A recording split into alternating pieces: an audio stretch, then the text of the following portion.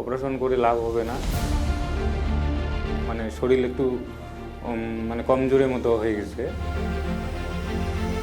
শুধু ব্যথার জন্যই তো মানে কাপ করাচ্ছে, আতরাচ্ছে, আর খাওয়া দাওয়া তো করতেছে না, মানে হালকা আর কি খাচ্ছে।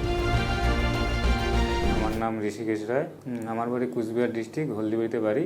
মায়ের নাম হচ্ছে গীতা রানী রায়, মায়ের বয়স হচ্ছে 51। ফার্স্ট টাইম তো আমার বাড়ির ওদিকেই দেখাচ্ছি ডাক্তার জলপাইগুড়িতে। মায়ের পেটে ব্যথা, 1 মাস ধরে ব্যথা, ডাক্তার দেখাচ্ছি, ব্যথা কমে না। তারপরে রিপোর্ট করাচ্ছে, রিপোর্ট করা বলতেছে যে বাইরে নিয়ে যেতে হবে।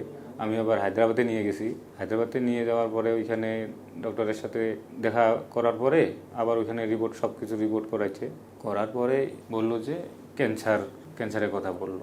থার্ড স্টেপে চলে গেছে, অপারেশন করে লাভ হবে না, শুধু বলছিল যে কেমোথেরাপি দিয়েই রাখতে হবে। তারপরে তো গরিব মানুষ, ঠিকমতো চিকিৎসা এখনও করতে পারি নাই।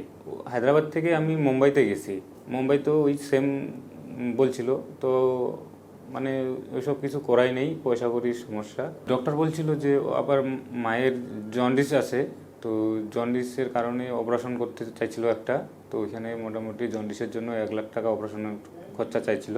তো আমার হাতে তো অত টাকা নাই, বলছিল যে অপারেশন করে শুধু জন্ডিসটা বের করে তারপরে কেমোথেরাপি দিতে হবে। তো মা তো খাওয়া দাওয়া মানে শরীর একটু মানে কমজোরের মতো হয়ে গেছে, তো বলতেছে ওইখানে কেমোথেরাপি লোড নিতে পারবে না, তো আগে শরীর সুস্থ করতে হবে, তারপরে কেমোথেরাপির চিকিৎসা শুরু হবে।